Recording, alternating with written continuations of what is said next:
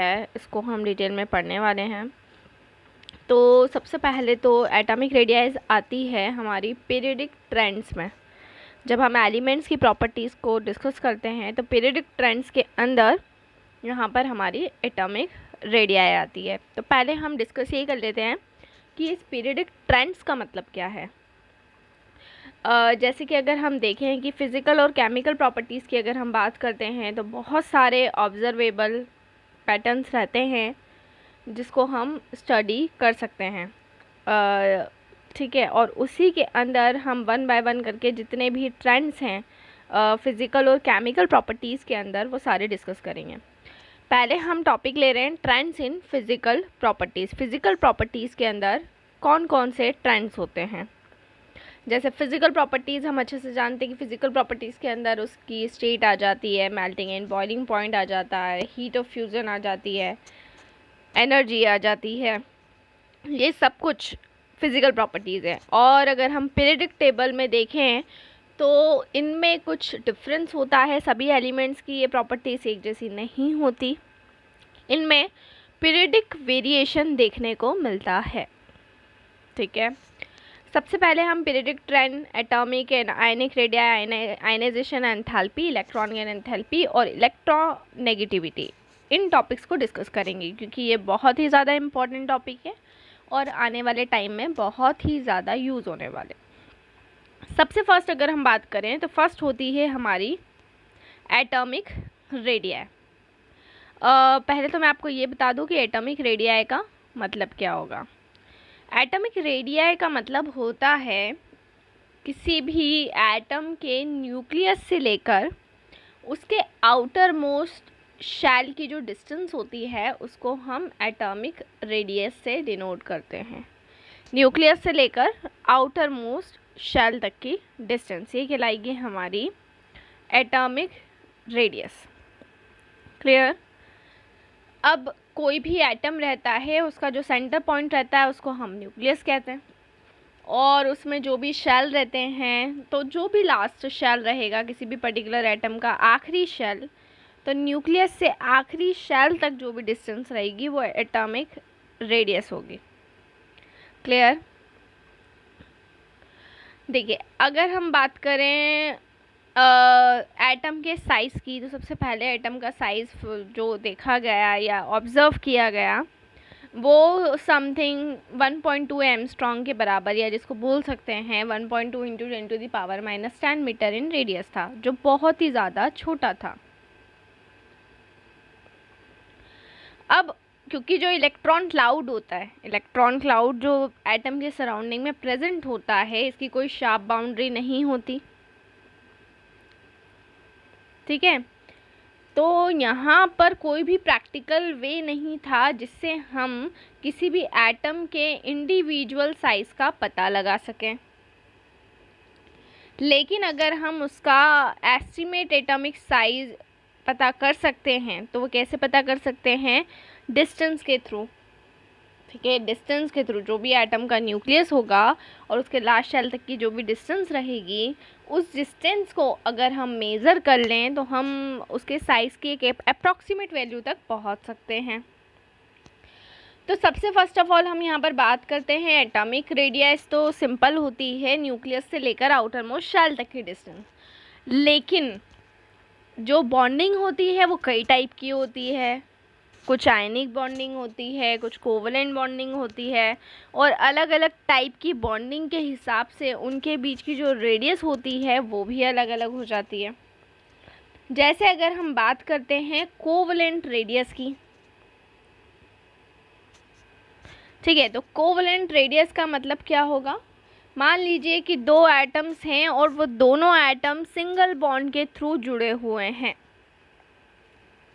ठीक है, और उनके बीच में जो बॉन्ड बन रहा है वो कोवलेंट बॉन्ड है, मतलब वो दोनों एटम कोवलेंट मॉलिक्यूल के हैं। तो कोवलेंट का मतलब होता है जब म्यूचुअल शेयरिंग होती है ना।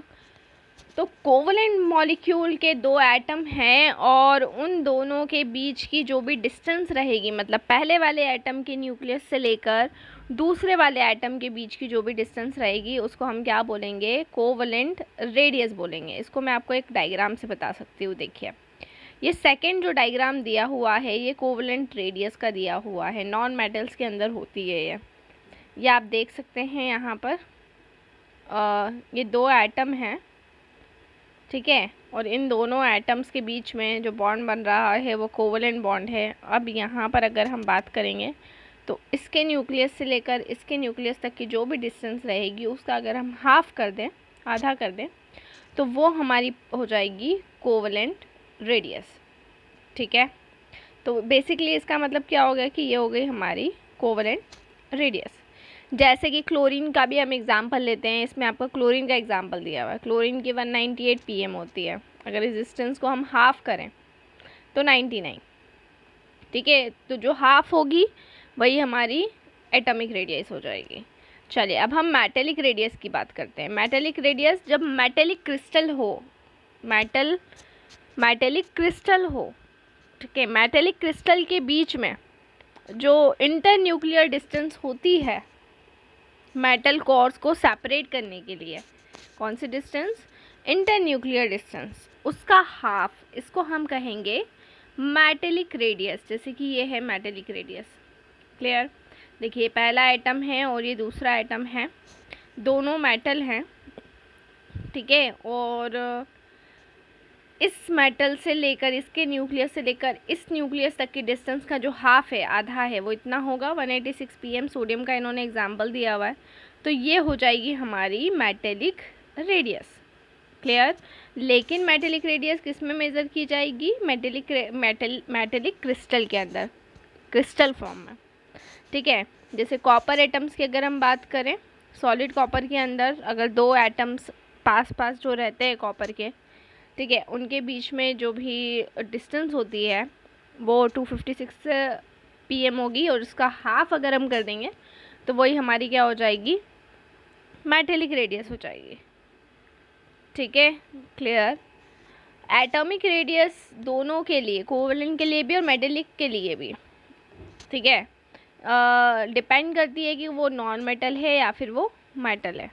एटॉमिक रेडियाई को सबसे पहली चीज़ तो मेज़र किस में किया जाता है, एक्सरे मेथड से या कोई भी स्पेक्ट्रोस्कोपिक दूसरी मेथड से हम इसको क्या कर सकते हैं, मेज़र कर सकते हैं, ठीक है। तो ये ध्यान रखना है कि इसको हम काई से निकालते हैं, कौन, एक्सरे मेथड्स या फिर दूसरी स्पेक्ट्रोस्कोपिक मेथड, ठीक है।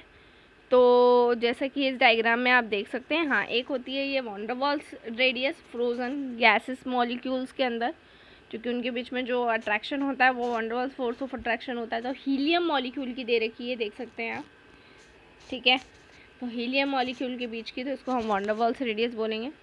तो इन टर्म्स को यहाँ पर डिस्कस किया हुआ है, ठीक है। अब यहाँ पर हम देख लेते हैं कुछ एलिमेंट्स की एटॉमिक रेडियाई को डिस्कस किया हुआ है, जैसा कि आप देख सकते हैं, lithium, beryllium, boron, carbon, nitrogen, oxygen, fluorine, ठीक है, sodium, magnesium, aluminium, silicon, phosphorus, sulphur, chlorine.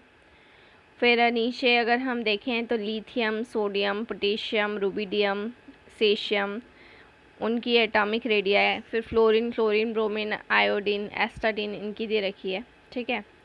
अब हम देखिए इन टर्म्स को हम कैसे एक्सप्लेन कर सकते हैं न्यूक्लियर चार्ज के टर्म्स में। देखिए जनरली जो एटॉमिक साइज होता है वो डिक्रीज होता है अक्रॉस अ पीरियड, ठीक है, for the elements of the second period के लिए।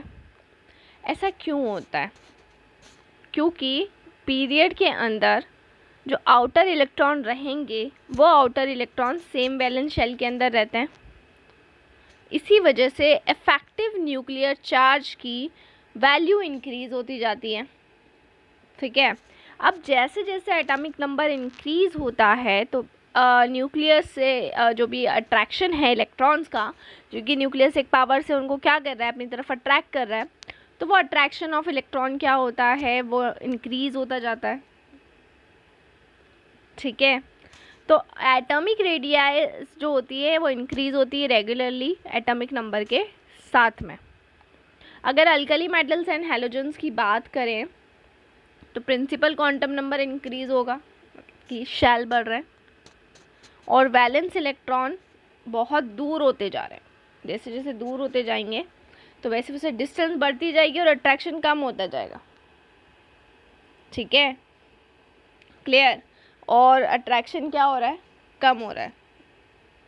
ठीक है, अब बात करते हैं अगर atomic radius of noble gases की, तो उनको कंसीडर नहीं किया जाता है क्योंकि वो मोनो एटॉमिक होती है, नॉन बॉन्डेड होती है।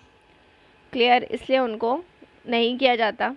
ठीक है, नोबल गैसेस को कोवलेंट रेडियाई से कंपेयर नहीं किया जा सकता।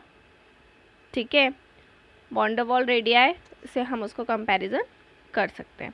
तो ये वॉन डेर वाल रेडियाई जैसे कि हीलियम की दे रखी है। ठीक है, और ये देख सकते हैं आप न्यूक्लियस से लेकर आउटरमोस्ट शेल तक की डिस्टेंस कैलकुलेट। आयनिक रेडियस के बारे में हम उसके आगे डिस्कस करेंगे। आप देख सकते हैं यहाँ पर ग्राफ दिए हुए हैं, variation of atomic radius with atomic number across the second period and variation of atomic radius with the atomic number for alkali metal and halogen. तो ये दो ग्राफ आपको बनाए हुए हैं एटॉमिक रेडियस और एटॉमिक नंबर के बीच में। नेक्स्ट वीडियो में हम आयनिक रेडियाई पढ़ने वाले हैं, तो इसी तरह से जुड़े रहिए हमारे साथ में। वीडियोस को लाइक करते रहिए, चैनल को सब्सक्राइब करना ना भूलें। कोई भी डाउट, कोई भी क्वेरी हो तो उसे आप कमेंट बॉक्स में डाल सकते हैं। और अगर आप ऑनलाइन होम ट्यूशन्स पढ़ना चाह रहे हैं तो हम आपको वो फैसिलिटी भी प्रोवाइड कर रहे हैं। डिस्क्रिप्शन में जाकर डिटेल्स ले लें और हमसे कांटेक्ट करें। लॉकडाउन है, घर में रहें, सुरक्षित रहें, बाहर ना निकलें। Stay home, stay safe. Thank you so much. Next video में हम आयनिक रेडियस को डिस्कस करेंगे।